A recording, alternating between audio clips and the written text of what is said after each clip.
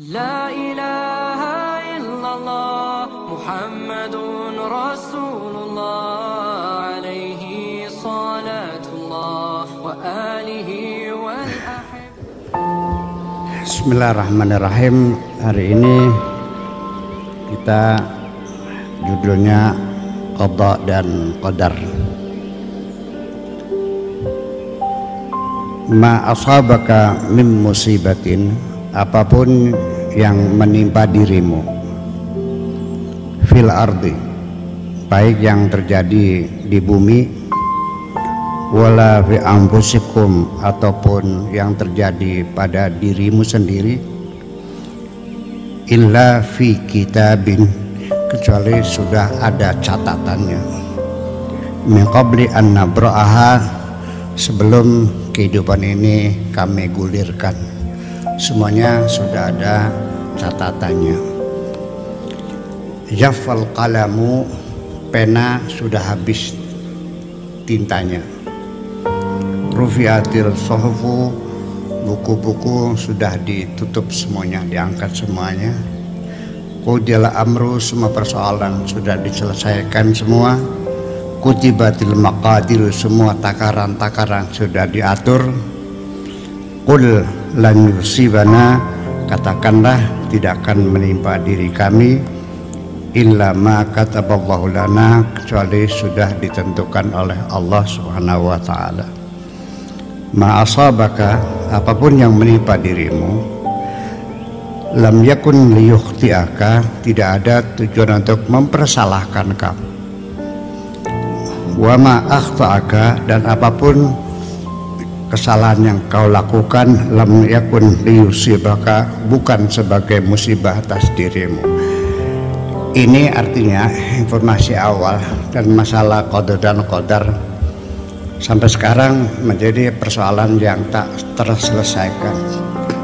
Dalam polemik dialog para teologis, jadi sampai sekarang belum ada kesepakatan dan tetap seperti dulu antara Mu'tazilah, Qadariyah, Jabariyah, Murji'ah, Ahlussunnah wal Jamaah. Sampai sekarang tetap ada pendiriannya. Saya, karena saya baru lahir di zaman akhir ini, saya melihat mereka itu sebetulnya hanya melihat persoalan qada dan qadar itu berbeda, bertengkar, bahkan sampai saling bunuh-membunuh, dan korbannya juga ribuan. Ahli Mu'tazilah itu kan sampai 10.000 korban pembantaian. Sebetulnya hanya beda persepsi saja, sebetulnya hanya karena beda sudut pandang.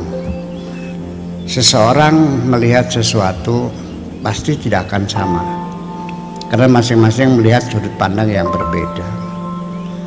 Nah, makanya dalam berdialog itu sebetulnya yang paling penting bagi saya bukan membangun argumentasi membenarkan pandangan kita, tetapi menggali bagaimana orang memandang itu.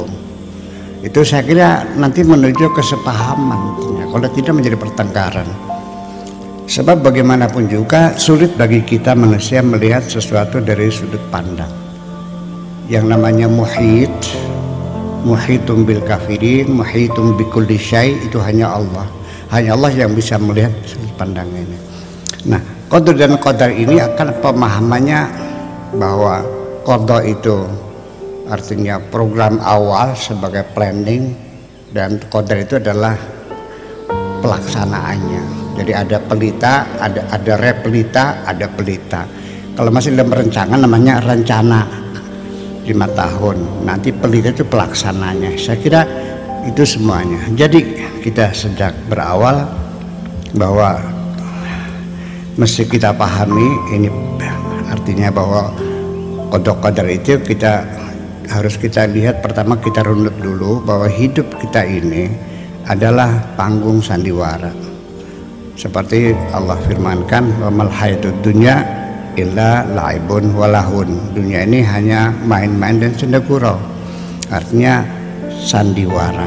Nah, kalau kita bicara sandiwara itu sudah barang tentu tidak caranya tidak mungkin terjadi semua orang yang bermain silakan main panggung lalu ngambil peran masing-masing.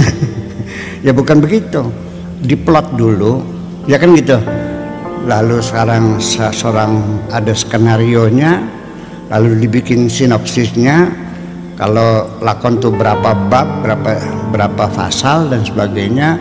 Kemudian juga sang sutradara mencari pemain-pemain wataknya, akan dipelajari karakteristik yang seperti apa, perannya apa dan sebagainya. Tidak mungkin orang naik ke panggung pengen jadi raja semua. Nah itulah makanya kita hadir di bumi itu adalah plot dari Allah semuanya, kita tinggal melaksanakan. Jadi artinya bahwa sebelum ini terjadi sudah ada program dulu. Jadi sudah diinstal oleh kita ini nanti perjalanan seperti apa. Lalu yang jadi masalah ketika kita beragama, di situ ada Allah menyuruh kita, Allah juga melarang kita. Kalau kita melaksanakan perintah Allah, Allah kasih bayaran. Kalau kita meninggalkan larang, kasih bayaran. Kalau kita meninggalkan perintah, kita dapat dosa. Kalau kita melaksanakan larangan, namanya dapat dosa juga. Tetapi ketika itu semuanya sudah ditentukan, apalah artinya perintah? Ini yang jadi persoalan diangkat sejak awal mula oleh kaum Mu'tazilah, bahwa tidak mungkin qadar dan qadar itu ada, sebab nanti bertentangan dengan keadilan Tuhan. Pak Profesor Dr. Dedi ditentukan oleh Allah melarat, ya kan? Ditentukan jahat umpamanya. Lalu Allah suruh jadi orang yang baik. Lalu di mana artinya? Ini pertanyaan para kaum Mu'tazilah seperti itu. Jadi Allah itu dalam pemikiran orang Mu'tazilah bahwa sekali Allah bikin manusia, Allah harus berikan kebebasan sebebas-bebasnya kepada manusia untuk memilih. Atas dari memilihlah itu, maka keadilan Tuhan bisa dibuktikan. Nah kalau sudah ditentukan apa artinya perintah? Kalau Allah sudah menentukan engkau menjadi orang kafir, apa artinya Allah menyuruh orang beriman? Ya kan seperti itu. Nah sehingga Mu'tazilah mengatakan tidak ada qadar dan tidak ada qadar. Artinya bahwa kita sebagai gambaran sajalah, mungkinkah seseorang diikat tangannya, diikat kakinya, lalu dilemparkan ke tengah lautan dan diperintah jangan tenggelam? Kan tidak masuk akal. Perintah jangan tenggelam itu ya dibuka ikatannya supaya kita bisa berusaha. Nah itu pengertian dari Mu'tazilah semacam itu. Kemudian yang Jabariyah, ya semuanya sudah ditentukan sampai sekecil-kecilnya, sampai daun kering pun jatuh itu sudah tercatat jam berapa, menit berapa, detik keberapa. Ya, nasib seseorang sudah ada, akhirnya diganti kayak gitu. Seperti itu. Nah, sehingga seseorang memilih akidah dalam meyakini ada qadar-qadar ini, ada kecenderungan psikologis. Kalau orang hidupnya, usahanya selalu banyak berhasilnya, itu lebih memilih Mu'tazilah. Tapi kalau bangkrut dulu, lebih milih Jabariyah. Tapi kalau yang kadang-kadang berhasil, kadang gagal, milih NU. Kira begitulah. Jadi ini persoalan kita hadapi. Terserah, saya tidak merekomendasikan Jabariyah atau Mu'tazilah atau Qadariyah, terserah. Tetapi sampai sekarang kita tidak berani mengkafirkan atau memurtadkan orang Mu'tazilah. Mereka juga orang Islam saja. Nah, oke, dia itu kira-kira satu pendahuluan saja. Kemudian inna hadhil aqidah idza rasakhat fi nafsika.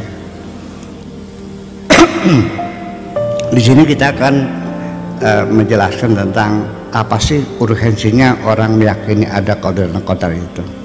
Apakah sekedar hanya meyakini, apakah tidak mempengaruhi pada kehidupan kita? Dijelaskan, inna hadhil aqidah idza rasakhat fi nafsika. Akidah seperti ini, adanya qadar dan qadar, apabila sudah melekat pada dirimu, wa qarrat fi dhamirika, dan menetap di dalam sanubarimu, saratil baliyatu atiyatan, maka musibah itu akan menjadi anugerah juga. Dengan kita yakin ada qadar dan qadar, nanti kita akan merasakan setiap musibah kita nyaman-nyaman saja. Di mana pengaruhnya itu kita jelaskan lebih jauh. Wal mihnatu minhatan, ya, ujian menjadi pemberian. Wa kullul waqa'i jawaizu au sima au wa kullul waqa'i jawaizu au simatan, dan semua peristiwa-peristiwa itu adalah hanyalah merupakan satu penghargaan dan penyematan harga jasa. Wa may yuridillahu bi khairan yusib minhu, apapun yang dikehendaki Allah, kebaikan apapun akan pasti nyampai. Fala yusibuka qalaqun min maradin au mautin qaribin au khasaratin maliyatin, sehingga tidak akan engkau ditimpa oleh kegelisahan, rasa sakit, kematian yang dekat, atau juga kerugian keuangan, au ihtiraqi baitin, atau mendapat musibah kebakaran rumah. Fa innal bari qad qaddara, karena Allah Subhanahu wa taala telah menentukan, wal qada, dan putusan Allah qad halla, sudah terlaksana, wal ikhtiyaru hakadha, dan pilihanlah seperti itu, wal khairatu lillah, semua kebaikan milik Allah, wal ajru hasala, pahala telah dicapai, wa dzanbu kufira, dosa sudah diampuni, hani'an li ahlil masaibi, selamat ya kepada orang yang kena musibah, sabruhum, kesabarannya, waridhahum, dan keridhaannya. Anil akhiri, artinya bahwa orang yang kena musibah ketika dia sabar dan ridha, maka selamat kepada mereka ya. Anil akhiri al-mu'ti al-qabidi, karena yang mengambil, yang memberi, yang menangkap, al-basiti, yang memberi rizki. La yus'alu amma yaf'alu wa hum yus'alun, Allah tidak boleh dipertanyakan, kalau mereka silakan ditanyakan. Kenapa demikian? Jadi ini persoalannya, kalau kita ini tidak mempercayai qadar dan qadar, melihat sawah gagal panen karena apa, penyakit terakhir itu sawah tuh kelawar. Begitu melihat di sawah merkeset kabeh, pingsan, jalan pelojot, ya kan, stres. Pulang ke rumah, buka pintu, tendang, piring dibanting. Ya, kenapa mesti terjadi seperti ini atas diriku? Rumah kebakaran, gila ya, uang terludes semuanya, mengapa terjadi? Nah, penolakan semacam itu akan membuat persoalan yang lebih besar lagi, bahkan bisa sampai mematikan diri kita sendiri, stres, depresi, semuanya itu. Tetapi kalau orang yakin ada qadar, di penghujung ya udahlah, barangkali itu ketentuan Allah, selesai. Jadi dia masih bisa bertahan, dan lalu akan memunculkan satu harapan, ya udahlah, gagal ya gagal lah, barangkali belum waktunya rezeki saya. Kita tidak usah menyalahkan siapapun ya, tidak usah kecewa, ini ketentuan Allah. Yang penting besok kita selesaikan bagaimana caranya, traktor panggil lagi, ditraktor lagi, ditanam lagi. Saya kira ini orang dalam kehidupan di dunia ketika tidak beragama, tidak mengenal kehendak Tuhan, stres. Begini, dalam psikologi emosi ini persoalannya kan begini, semua yang terjadi itu kan disimpan di dalam memori kita. Anak mati masuk simpen, istri selingkuh simpen, ya kan, toko kebakaran simpen. Ini lama-lama kan membengkak. Kalau sudah membengkak kan lalu emosinya kan terganggu, ya, disorder, gangguan emosi. Kalau ini kan menyentuh logikanya off, kita sudah tidak berfungsi lagi nih logika. Itu udah kayak orang gila, tabok sana tabok senang segala macam. Nah jadi gimana? Nah dengan teori qadar dan qadar ini artinya sementara orang itu untuk mengobati orang yang kena terjadinya gangguan emosi semacam ini, caranya adalah membersihkan memori-memori yang sudah padat ini, dikurasin semua, dihabisin. Ngapain simpan? Nanti caranya dengan cara reprogramming, dengan cara reinstall dan sebagainya, atau melalui sugesti dan sebagainya, supaya dia tenang lagi. Bapak-bapak sekalian, ini penderitaan jiwa yang bukan main. Memang nggak kelihatan boroknya, kelihatan darahnya, tapi kan luka hatinya. Ya, ini kalau enggak ya bisa stres, bisa gila, iya kan? Kalau sudah orang udah gila, kemanusiaan udah artinya. Iya, orang kalau sudah gila, orang sudah tidak melihat manusia lagi. Yang pada telanjang di jalan tuh, pada berak di jalan tuh, sekalipun dulunya profesor doktor, udah habis semuanya itu, hilang semuanya. Jadi artinya bahwa, nah cara mengurangi siapa? Ya silakan, ya datang saja ke psikolog, psikiater, minta bantuan. Pas saya stres, depresi, makan nggak bisa, badan lemah, sudah tinggal tinggal tulang sama kulit saja. Nanti bisa dibantu. Mungkin sampai nggak bisa tidur ya nanti dikasih, mungkin seorang psikiater ya akan ngasih obat lah kalau memang disuruh. Yang penting tidur aja dulu, kan sudah nggak tidur sekian minggu, namanya kan parah sekali. Biasanya ya itu kasih pil tidur lah begitu. Ya, kemudian dikuras semuanya. Nah, dengan qadar dan qadar ini teorinya adalah bahwa ketika kita menghadapi musibah, kemudian kita menyangkal, tidak menerimakan, kenapa terjadi pada diri saya, kenapa anak saya tinggal besok di wisuda saja ketabrak mobil, stres kan, betul nggak? Artinya bahwa ketika kita menolak ketentuan Tuhan, kita tidak menerimakan musibah-musibah.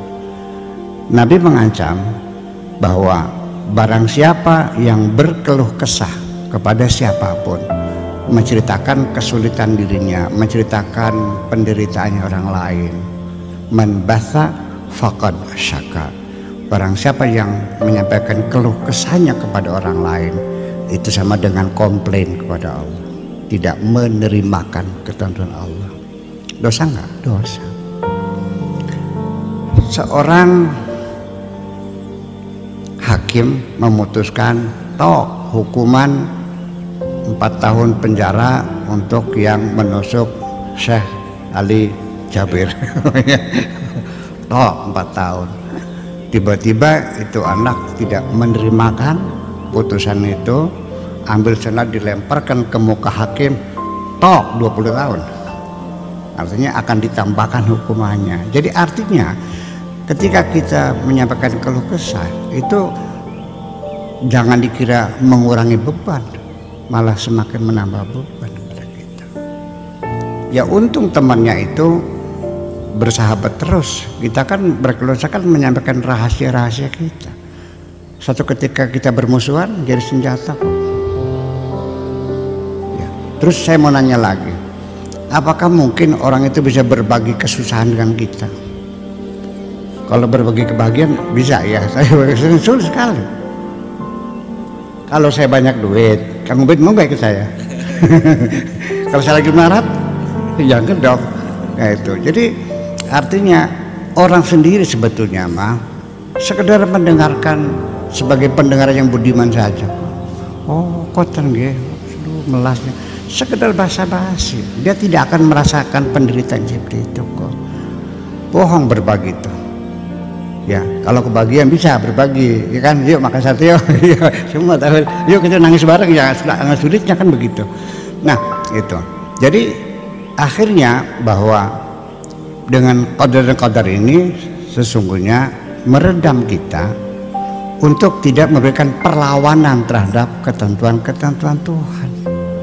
Kesimpulannya, ketika musibah itu datang kepada kita dan kita menerima sebagai ketentuan Tuhan, ya udahlah, barangkali nasib saya, ya Allah mudah-mudahan saya diberi kesabaran, Rabbana afriq alaina sabra. Begitu kita terima sebagai ketentuan Tuhan, itu malah lepas, tidak tersimpan di dalam memori ini. Tetapi begitu kita menolaknya, malah dia masuk dan akan lebih dalam masuknya.